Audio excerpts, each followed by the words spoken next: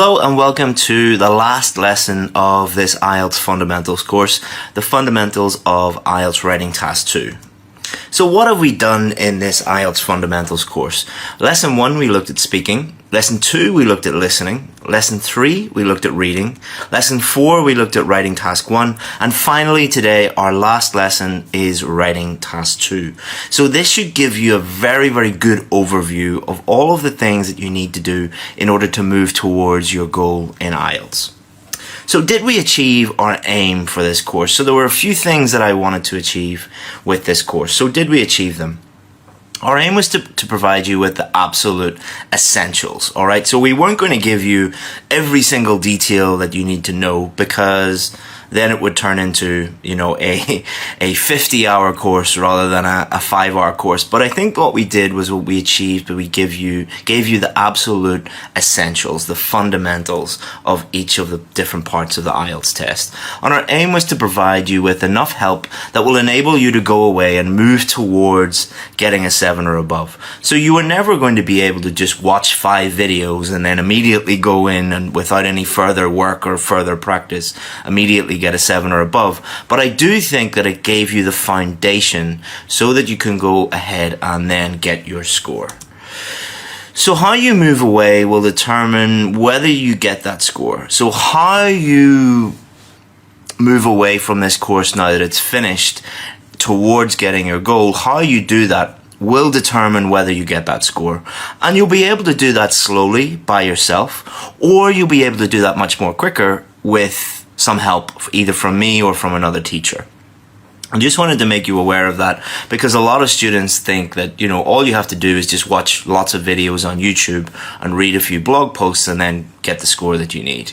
There's a lot of work. There's a lot of practice that you need to put in. You don't want to hear that, I know, but it's the truth. I'm not going to lie to you. Both require further work, further study, further practice. I do not want you to think that all you have to do is just watch 5 videos and then you can immediately go in and get the score that you need. So what will happen to this course? A lot of you have been asking what will happen to the course. So this course is yours to keep forever. And there are many free practice activities on the following sites. So if you want to take things further by yourself for free and you just want some practice activities so you can apply the things that you've learned this week, look at the IDP website, the British Council website, the IELTS.org website, or the Cambridge English website. Any other website is not an official site, and the materials on that are probably unreliable. Stick to those 4 sites if you wanted some practice materials. We'll also give you some information about joining my VIP course. A lot of you have been asking about this. If you want to take things to the next level and work more closely with me, we'll give you a little bit of information about that at the end of this video. So what will we do in this lesson? We're going to look at what Writing Task 2 is. Why do most people fail it? The vast majority of people don't get the score they need in Writing Task 2. How can you overcome these problems? So, like a lot of stuff we've been doing this week, here are the problems, here are the solutions to those problems. We're going to look at a strategy and structure for any question, and this whole lesson applies to both general training and academic. I treat them exactly the same for Writing Task 2. And then we're going to talk about taking things to the next level. So, Task 2 writing. Task 2 is the area that gets searched for the most on my free website. So I have a free website called IELTSadvantage.com, and we track all of the different searches and every time someone visits different pages, and the vast majority of people want help with Writing Task 2 because those are the most visited areas of the site. It is the area that I get the most questions about. So every day I get, at least 50 to 100 questions in my email inbox asking different types of questions about Task 2. And it is the area that causes the most stress for many students, the most worry. When you ask students what are you most worried about when it comes to the IELTS test, they'll normally say Writing Task 2. And it's worth 2/3 of your overall writing mark, so it is very important. And for most people, writing is the thing that is holding them back. So I speak to people every day. So you could be a nurse that has a job offer in Ireland, or a doctor who has a job offer in England, or a dentist who has a job offer in Canada and you're just waiting to get the IELTS score that you need. I deal with a lot of these people, and the listening is good, the speaking is good, the reading is good, but the writing is the real problem. So we're going to focus on that today. So there's 6 types of questions that can come up on the Writing Task 2 paper. Number 1, opinion questions. So these questions ask you things like, do you agree or disagree, or to what extent do you agree or disagree? Questions like that. Then we have discussion questions, where they ask you to discuss both views and give your opinion. Sorry about the noise outside and the traffic outside. I'm still traveling at the moment. It's not ideal, I know. I'm sorry about that. Advantages and disadvantages. So they might ask you, what are the advantages and disadvantages, or do the advantages outweigh the disadvantages, or something like that. Number 4, they could ask you, what are the problems and solutions, or what are the causes and solutions. Number 5, I call double questions. So 2 separate questions within the same task. And normally I just leave it there. Normally I just talk about 5 different types of questions, and each of them requires a different strategy and a different approach. But recently what I've noticed is, and this is not common, I've calculated that it's about 5% of the questions that I see are not opinion questions or discussion questions or advantages and disadvantages or problem solution or double questions. I just call them unusual questions. It's just sometimes you'll just get a weird question. In my VIP Facebook group, we do a lot of live lessons, and recently the students have been asking me to do a lot of these more unusual questions as demo lessons and things like that, but just thought I'd bring it up. So those are the types of question that you'll get on your Task 2 paper. And you have to ask yourself, why is the average score 5.5? So this is official information from IELTS. They calculated all the scores up worldwide, and the average score for writing is 5.5. Why is that? So here are a number of reasons why. Number 1, lack of effective practice. So not lack of practice, a lack of effective practice. Number 2, misunderstanding about what the examiners want. There's a lot of misinformation out there, a lot of bad information out there, and a lot of confusion about what the examiners actually want. Vocabulary first approach, we'll explain what that means in a moment. A grammar first approach, we'll explain what that means in a moment. Very poor teaching. This area is not taught very well in most schools and most websites, even most books. And number 6, not doing the most important thing. So what we're going to do now is we're going to run through each of these things and go through each of them in a lot more depth, in a lot more detail. And then we're going to give you solutions to all of these problems. So if you have solutions to the 6 most common problems and the 6 main reasons why people get a low score, you're going to be at a huge advantage. So problem number 1, lack of effective practice. It is no surprise that most people do quite well in reading and listening. You are well, not always, but quite a lot of the time, you're taking in English in the form of reading and listening. You hear English all the time. You're maybe reading, listening quite a bit, definitely more than speaking and writing. People also seem to be able to get their speaking up to the required level quite easily. I've never had a student who just kept failing over and over and over again with speaking. It just doesn't happen with speaking when some students work with me on a closer level. However, it is not uncommon for someone to fail their test 3, 5, 10, even 15 times because of writing. I've had a lot of students come to me and say, most students who come to me say, I failed my test 3 times. A lot of students when they first meet me say, I failed my test 5 times, 6 times, 7 times, 8 times, 9 times, 10 times. But I do also have students that have come to me and say, I've done the test 15 times and I failed the writing 15 times. Is that because the test is unfair? No, it's just that person is not doing the right things.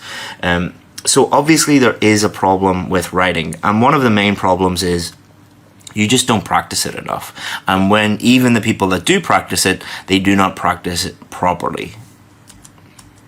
So this is the skill we practice the least. So the skills that we practice the most, reading and listening, you get the highest scores. The third would be speaking, and the fourth, the one we practice the least, get the lowest scores. It's pretty simple.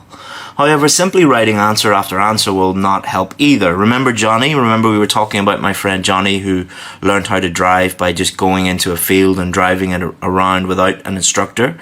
So he had no feedback, he had no instruction, and he failed his driving test. This is the same with a lot of students. What they're doing is they're just doing writing task 2 after writing task 2 after writing task 2, and they're just doing essay after essay after essay. And what I see, it's even worse, is they're posting it in like Facebook groups or in forums, and they're saying, hey guys, what do you think of my essay? And they have other people who are failing the test giving them advice on why their essay is good or not good. Like if you needed help with your health, say you had a sore tooth, would you ask your friend who is not a dentist to fix your tooth? Maybe you would, but you'd be a bit silly. You wouldn't try to fix your own car or treat a medical condition yourself, would you? So why would you try and fix your own writing or ask an amateur to fix your own writing? So this is the way that I help students, and this is the way that you can take this idea and practice a lot more effectively. So you have to practice properly, all right? You can't use fake questions, and you have to use real questions that you might actually get asked on the test. So you have to do the practice.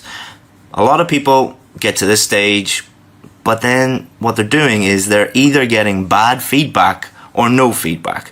So if you're getting no feedback, you have to judge for yourself. So it'd be a bit like you trying to fix your own car or pull your own tooth out. Or what they're doing is they're asking people in Facebook groups or, you know, people on forums and things like that are not IELTS experts for feedback. And that can actually make you go backwards. Then what a lot of people are doing is, so say that you are practicing and you're getting really, really good feedback. What a lot of people are doing is they're not even taking the time to understand that feedback. So I have a lot of students and I give them, you know, a list of things that they need to improve, and then they just don't do anything with that information. You obviously have to take the time to understand that. Then if somebody tells you, here are the main reasons why you're not getting a 7. Here are the 3 reasons or 4 reasons or 5 reasons. You have to take action on those things. You have to turn your weaknesses into strengths. So if I tell you, one of the main reasons why you're not getting a 7 is you're not developing your main ideas, you have to work on developing your main ideas and understanding what that is. If I tell you the main reason why you're failing is because you are making lots of grammar mistakes and your top 3 mistakes are articles, prepositions, and punctuation, maybe it might be a good idea to work on articles, prepositions, and punctuation. And if you don't do that, you won't improve. So you have to follow this cycle. You have to practice, you have to get good feedback, you have to understand that feedback, you have to take action, and then, only then will you improve. And then what you do is you do further practice, and you just keep refining it until you get to the level that you need to get to. So what is the solution? Practice using real questions, not fake questions. Get feedback from someone who knows what they're doing. Take time to understand that feedback. Take action on improving your weak areas and move on to the new weak area until you're ready for the test. That is the fastest, most effective way that you can do it. So problem number 2, misunderstanding of what the examiners want. Ask students how to get a high score on the IELTS writing test, and you'll hear hundreds and hundreds and hundreds of different ways. You do this, you do that. You start your essay with a question. You start it with a proverb. You should put 7 ideas in your main body paragraph. You should put a prediction at the end of your conclusion. You get all these crazy ideas that, you know, none of them actually lead to a higher score. Most of those suggestions that you get from people who don't know what they're doing will lower your score. Luckily for you, IELTS actually tell you what they want. They do so in the official marking criteria. After you finish this video, Google IELTS official marking criteria. They tell you exactly what they want you to do. So what are the 4 criteria? Task achievement, sometimes called task response. Coherence and cohesion, lexical resource, otherwise known as just vocabulary, and grammatical range and accuracy, just grammar. And these count for 25% each. And you can't cheat the system by like really focusing on one. Like someone who has amazing grammar but is, terrible at the other three is not going to get a very high score. You have to be consistent. They count for 25% each. And if you want a band 7, you should be aiming to be at a band 7 level in all 4 areas. Each of these is worth 25%, and is it essential that you actually understand what they mean? So the next step, the next thing we're going to work on in this lesson is, what do they actually mean? Because even if people look at the official marking criteria, they misinterpret what it actually says. I think maybe they're designed in that way a little bit to be a bit ambiguous, but it is amazing how many people say, oh, it says this in the official marking criteria. It's like, no, they don't. No, they don't say that at all. So let's look at what task achievement means. So we're not going to get into this in a huge amount of detail, but we're going to give you the fundamentals. We're going to give you the essentials. So did you understand the question?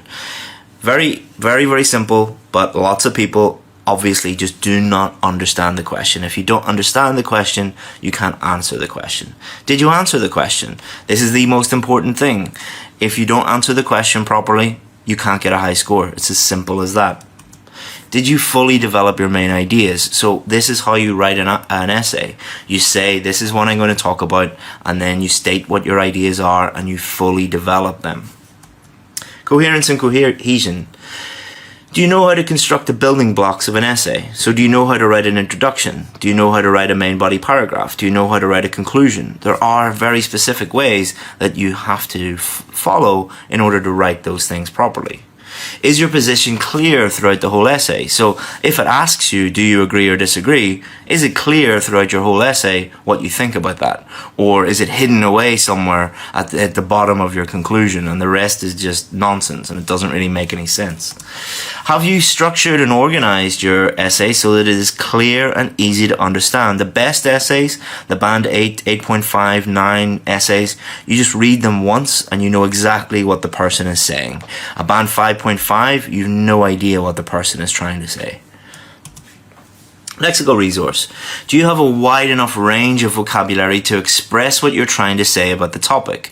So when we talk about range of vocabulary, what they're actually saying is, here's a topic that I want you to talk about. Do you have enough vocabulary to talk about that topic and to express what you mean and what you're trying to say about that topic? Not, do you know a list of band 9 words? Is your use of vocabulary accurate? So we're going to get into this in a lot more detail about what accurate means in terms of vocabulary. And it's really a balancing act between these two things, range and accuracy. There's no point in sticking in a huge number of so-called band 9 words into your essay if they're all wrong. The meaning is wrong, the spelling is wrong, collocations are wrong, the grammar is wrong. So not only do you have to have a wide range of vocabulary, but you have to use those words correctly. So it's not about knowing vocabulary, it's about being able to use vocabulary. Grammatical range and accuracy. Do you have enough grammatical range to express meaning? So do you have enough grammar, enough grammatical structures or enough tenses to be able to talk about this topic and to be able to answer the question? So for example, if they're asking you to speculate about the future, do you know how to use will or going to or other future structures to talk about the future? If you're talking about the past, can you use different past tenses? If they're asking you to compare things, can you use comparatives or can you use superlatives? These different types of grammar structure. But most importantly, is your grammar accurate? Are you making lots and lots and lots of mistakes, or are you just making a few mistakes like everybody does? So solutions to these problems. We will address all of these issues in the rest of the lesson, but the main point should be very, very, very clear to you. If you have a teacher, or you're getting advice from someone like a friend or a cousin or someone on a Facebook group who thinks they know what they're talking about in terms of the official marking criteria, but do not actually know what they're doing, you're in big trouble. Because the examiners are applying this objective criteria to your essay. If you are not doing what they want you to do, and you're doing, in many cases, the opposite of what they want you to do because you're getting bad advice, you're in major, major trouble. Everything your teacher does should be based on what the examiners want. Okay, so every single thing that I teach students, single thing that comes out of my mouth is informed by the official marking criteria, what examiners want, because anything else is just a waste of time. So problem 3, vocabulary first approach. So what does this mean? Ask a group of examiners what the most frustrating thing about IELTS marking is, and they will say the same thing, vocabulary. So I've interviewed a lot of different examiners for my site, and I remember talking to like other famous IELTS experts like IELTS Simon, and even he said this. One of those common questions that I ask all of these people is, what's the most annoying thing about when you're marking an IELTS paper? Always vocabulary. Does this mean that your vocabulary is not good enough? No. So the annoying thing is not that you are making lots of vocabulary mistakes. It is far deeper than that. Most people have enough vocabulary to get the score they need. I'll repeat that. It's very important. Most people have enough vocabulary to get the score they need. However, it is their mindset, how they're thinking about it, that is holding them back. The way you use vocabulary for most people is totally wrong. The way you think about vocabulary is totally wrong, and it's the opposite to what you should be doing. So what does this mean? So let's look at this further. So this is the thought process of a student. Let's say a student does the test one time and they need a 7 and they get 6.5. So they think to themselves, I didn't get a high score. But they think, okay, so I didn't get a high score, so that must mean my vocabulary was not good enough. So then they think, I need to learn high-level vocabulary or higher-level vocabulary or band 9 vocabulary, or I've heard it called diamond vocabulary by some people. And then they fail again. So they learn all of this vocabulary and they fail again. So what do they think? Maybe try a different approach? No, what they think is, I need to learn even more higher-level vocabulary or band 9 vocabulary or golden vocabulary. I saw that the other day. So what they're doing is they're convincing themselves that they need a more complex solution to the problem. And this is completely the opposite to the way you should be thinking. It's not your fault. The IELTS industry is full of people who know that there are millions of desperate people who really want to get the score they need. They know that you think that all you need to do is learn more big words. So what they do is they tell you, IELTS is really complicated. I have a very complicated thing that I'm going to show you, and I'm going to make this complicated thing easy for you by just giving you a list. And they give you what you want, and if you fail, they just say, oh, you just need more of my help. That's complete nonsense. So what is the solution? Remember that you are being judged on 2 different things when it comes to vocabulary: range and accuracy. There is no point inserting a huge number of big words into your writing if you don't know how to actually use them. If most of your words are wrong, you're more likely to get a 5 or a 6. So if you memorize a bunch of so-called band 9 words, you're going to be just inserting them randomly into your essay. Well, it looks random anyway. You might be thinking about it a little bit and be thinking, oh, I just need to put in this word or this word, and I'll really impress the examiner. You're not. You're getting most of them wrong. The range requirement for a 7 is not that high. So to get a 7, the range of vocabulary that you need to use is way lower than you think. But the reason why you're not getting a 7 is because of accuracy. It's not because of range. So you're being judged on meaning, collocation, spelling, style, and grammar. So if you get the meaning wrong, it's wrong. If the collocations are wrong, so if you don't know which words naturally go with that word, it's wrong. You can't just put it into a sentence. If the spelling is wrong, it's wrong. If the style is wrong, should you be using that in an academic essay or not? And also grammar. You can't just put a word into a sentence and not think, is this sentence grammatically correct or not? So focus on accuracy over range is the real solution. Do not use vocabulary you're not 100% sure about. Many of you will be listening to me right now and going, that's nonsense. That is the complete opposite to what everybody else says. Believe me, I've heard this before. With a number of students, just following this rule was the main reason for lots of my students. Just following this rule was the main reason why they got the score that they needed. They stopped using all this crazy vocabulary that's causing lots of problems within their essay and causing lots of mistakes, and they just focused on answering the question clearly. But you should always be working on improving your vocabulary. I'm not saying that, stop learning vocabulary or stop trying to improve your vocabulary. If you followed this course, you will know that I constantly talk about always trying to improve. But use that vocabulary that you know how to use. Do not try and stretch way, way above your level, because if you do that, you're going to be making lots and lots of mistakes. It's very much like if you've ever been skiing. Most of you probably haven't been skiing. I've never been skiing in my life, but I do know that when you go skiing, there are different runs. There are easy runs, there are medium runs, and then there are black runs. They're the really, really, really difficult ones. So the easy ones, if you go down the easy one as a beginner, it's going to be no problem. You're going to get to the bottom of the hill and complete everything, and everything will be fine. The medium one, if you're a medium learner or you're a, let's say, an intermediate skier, you'll be able to do that no problem and get to the end and everyone will be happy. But if you're a beginner or an intermediate skier and you go on to the advanced run, the advanced mountain, you're probably going to die because it's way, way, way too advanced for you to use. Same with vocabulary. If you're trying to use vocabulary, you're at a band 7 level and you're trying to use vocabulary that is so strange to you that you just don't understand the meaning and the collocations or the spelling or the grammar, you've no idea how to use it, you're going to get into trouble. So problem number 4, a grammar first approach. So a lot of people have a vocabulary first approach, but a lot of other people have a grammar first approach. A lot of people also have a vocabulary and grammar first approach. So I'll tell you a little story about a student I had. One of the most frustrating students I ever had.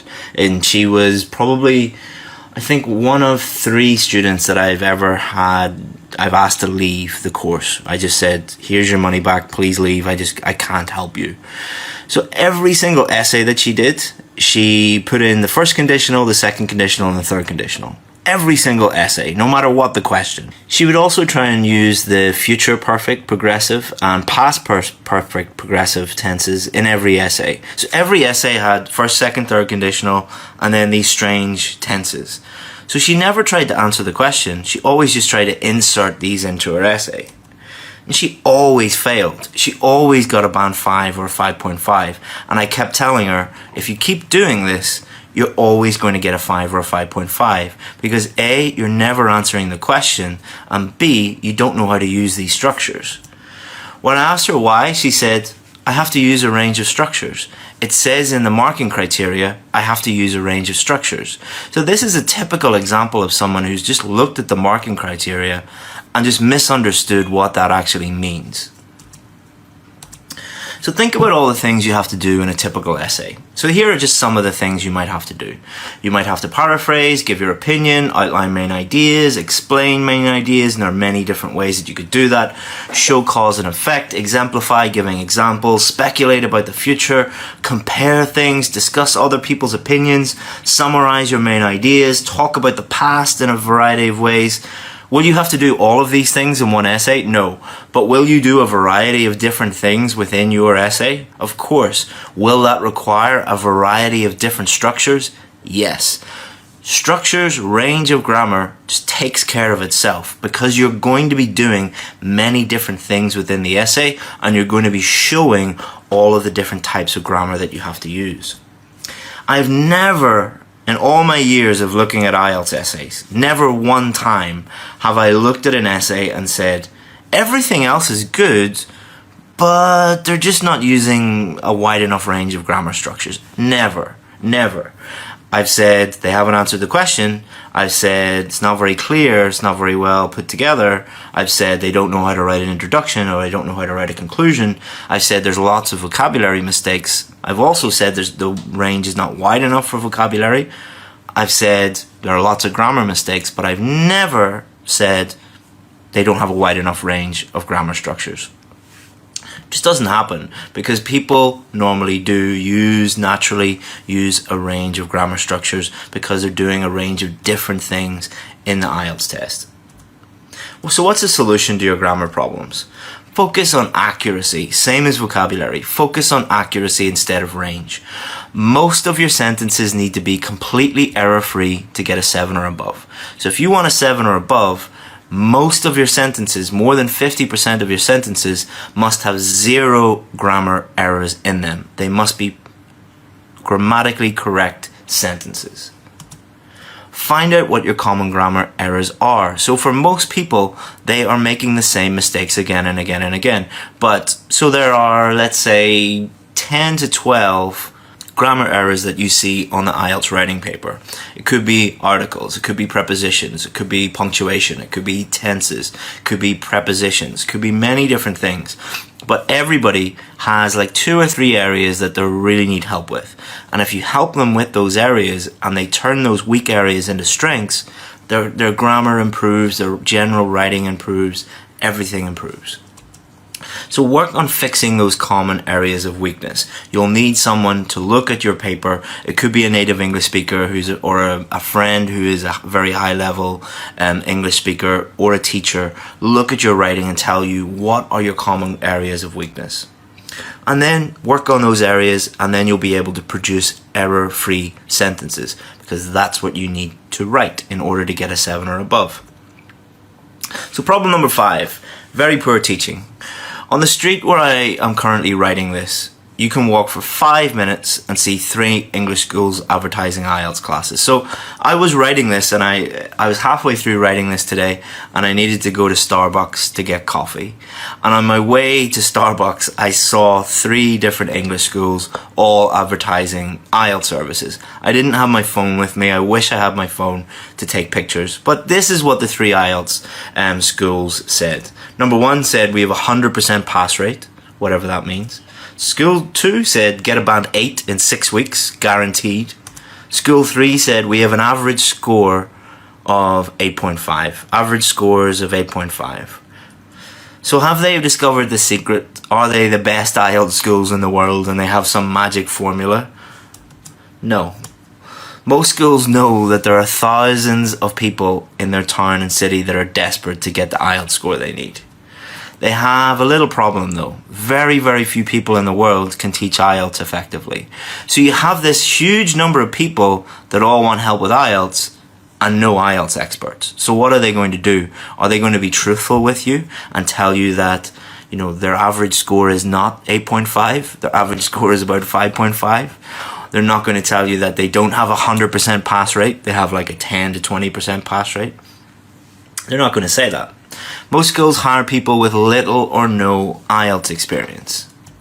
Even worse, many hire students who got a high score. So many of these schools, if the person gets like a 7.5 or an 8, they hire them as an IELTS teacher with no teaching experience. So like, this is the level that you're dealing with. So many of you might be thinking, Chris, you're just telling us this to make yourself look good so that we'll buy your courses or join your courses. No, guys, there's 20,000 of you. I have very limited places available on my courses.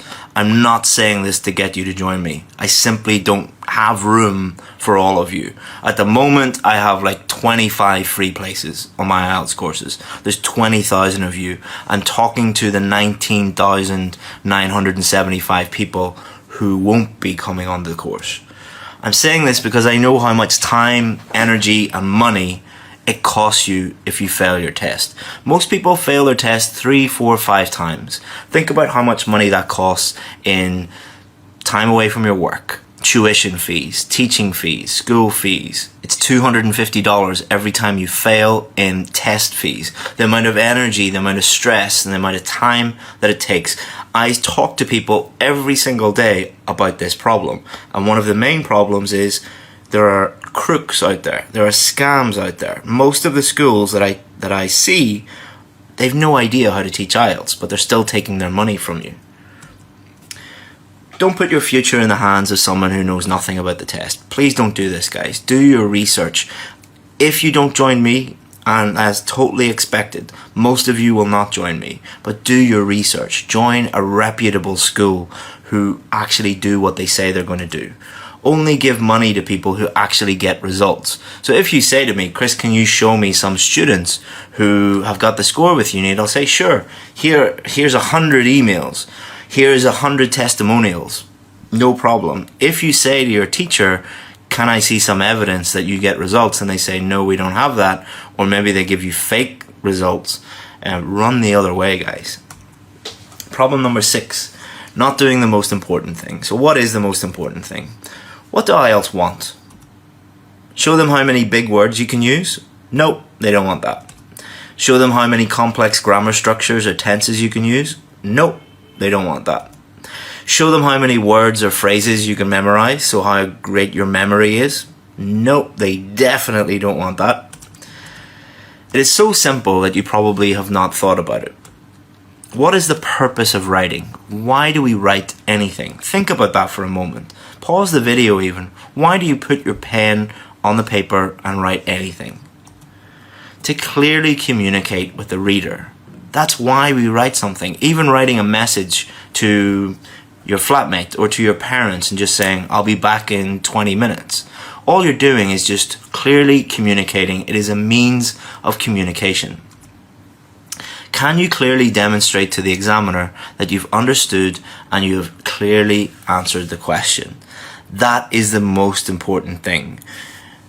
The reader will not be able to ask you any questions. The examiner will not be able to call you up and say, what do you mean here when you're talking about this? What the examiner wants to do is just read your essay one time and understand exactly what you think about that question, demonstrating that you've understood the question and that you have answered it clearly. So what are the things that do not allow you to clearly communicate with the reader? What are the reasons why you're failing? Memorizing essays, that doesn't help you at all. Memorizing phrases doesn't help you at all. Learning long lists of band 9 words doesn't help you clearly communicate with the examiner. Looking at lots of band 9 sample essays, nope, doesn't help you clearly communicate with the answer. You're just copying someone else. Learning complex grammar structures, nope. You should be using grammar structures to help you clearly communicate with the examiner, not showing off how amazing your grammar is. So a little story. At the beginning of every semester, I would get a new IELTS class. So when I used to teach in the British Council, every semester, a few times a year, I would get a new IELTS class. This was full of people who failed the test. So lots and lots of students who were getting a 5.5 or a 6 or 6.5 and needed to move up to a 7. So the first thing that I would do, the very first thing I would do after saying, I'm Chris and how are you and blah, blah, blah, I'd give them one essay that was 6.5 and I'd give them another essay that was a 9. All right, I didn't create these essays. These were real student essays. One got a band 6.5 and one got a band 9. And I would show them to the students. I'd photocopy them and show them to every student and I'd say, which one's better? So it's just a simple question. Which one is better? Which one do you think they chose? Do you think they chose the 6.5 one or the band 9 one? The band 6.5 had lots of complex grammar and high-level words, but most of them were used incorrectly. But the students thought this was a better essay. Every single student chose the band 6.5 essay and thought it was a better essay. I didn't tell them which one got 6.5 and which one got a band 9. The band 9 essay had accurate grammar, accurate vocabulary. They've clearly understood the question. They've clearly answered the question. And they've done so in a manner that is easy to follow, easy to understand. And what the students would say was, they looked at the band 9 essay and said, this isn't good, it's too simple. The language is too simple, the vocabulary is too simple, I can understand everything, it's really straightforward. There's no way that this could be a band 9. Keep it simple, guys. This is really the key to improving your writing, especially task 2. Focus on clearly answering the question. Focus on clearly communicating with the examiner. Focus on using grammar and vocabulary as a tool that aids clarity, not impedes it. If you are trying to use, like the student I removed from the course, like trying to use the first, second, third conditional and the future perfect and the past perfect and trying to just squeeze those into every single essay because someone told you that it would get you a high mark, are you clearly answering the question? Try and do that in your own language. Try and in your native English or your native tongue, your mother tongue. Try to answer a simple question and think about grammar and vocabulary first. And then try to answer it just normally. Which one is clearer? Which one is easier to understand? Focus on giving the examiners what they want, not what someone thinks they want. So focus on giving the examiners what they want, not what someone who doesn't know anything about the test thinks they want. Keep it simple. So, strategy and structure. We're going to move on now to giving you a strategy and structure for any Task 2 question. Okay, so step 1, understand the question. Take time to read and understand the question. That might sound very simple, very straightforward. Of course you do it. Most students don't. Step 2, generate 2 ideas that answer the question and are easily developed. So those should be your criteria for your ideas. Do the ideas answer the question?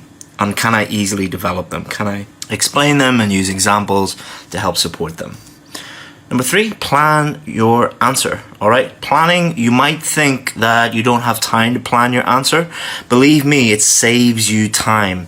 Think about if you were trying to find a building in a strange city. Would you find it easier just by running around the city? Or would you find it easier by looking up Google Maps and planning out your route? Which one would save you more time? If you just start writing with no plan, you're going to lose your place, you're going to get mixed up, you're going to have to go back and think. Do all your thinking and all your planning before you start writing. Step 4, paraphrase question in the first sentence. Your first sentence should always just be paraphrasing the question. Step 5, answer the question briefly in 1 or 2 sentences. So we're still in the introduction here. So your introduction is paraphrasing the question and then briefly answering the question in 1 or 2 sentences. And I'll show you this in more detail in a moment. Step 6, write main idea in main body paragraph 1. Explain main idea with explanations and example. Step 8, repeat above 2 steps for next main idea, main body paragraph 2. Step 9, summarize your main ideas and clearly answer the question in the conclusion. So this is just a step-by-step process. It's not very detailed. I was just giving you the fundamentals, the essentials that you need. I was thinking about how can I summarize everything into like a 9 or 10 step process. And this is exactly it. So let's look at this in a little bit more detail. So your introduction, you're going to paraphrase the question and briefly answer the question. Main body paragraph 1, take your first main idea and develop fully. Main body paragraph 2, take a second main idea and develop fully. Conclusion, summarize the above and make sure you clearly answer the question. So it's kind of like cooking instructions, like a cookbook. It's just like, here's what you do, step by step, here are the ingredients, here's how you put it all together. So people should read more, agree or disagree. This is not a real IELTS question. Do not email me and say, I can't believe you used a fake IELTS question. It's a simplified version of an IELTS question for demonstration purposes only. So imagine you got a question that was something like, people should read more. Do you agree or disagree with that? So what would this look like? So you're going to paraphrase it. And then what I'd say is, people should read more because it makes them smarter and it helps them relax. So what I've done here in the introduction is I've paraphrased the question and then I've answered the question very, very, very briefly. People should read more because it makes them smarter and it helps them relax. Those are my 2 main ideas. Makes them smarter, helps them relax. Again, it's a very, very simplified version of an essay. This is not how I would write an actual essay. Main body paragraph 1, it makes them smarter. All right, so you're using your first main idea, you're explaining that idea, and you're using an example to help support that. Main body paragraph 2, it helps them relax. So you're explaining that idea, and then you're using an example. Your conclusion, people should spend more time reading because it educates them, and it is also a good way to unwind. Okay, so what you can see is what I've done is I've taken this strategy, this 9-part strategy. Here's the general structure. Going into a little bit more detail, this is what I would do. Obviously, it's going to be much more detailed and thing in the real test. If you were on one of my other courses where we get into everything in more detail, we would use like a real question and we go into much more detail. But this is the fundamentals course, so I just wanted to make it as simple as possible for you guys. So this is what I would do here, and this is for an agree or disagree question. So, as you can see, task 2 doesn't need to be as scary as you probably thought when you first watched that video. There's some fundamental principles that you need to learn, but they're quite easy to learn. What is a little bit more difficult is taking those principles and putting them into practice. So what we've done is we've put together a task 2 question for you.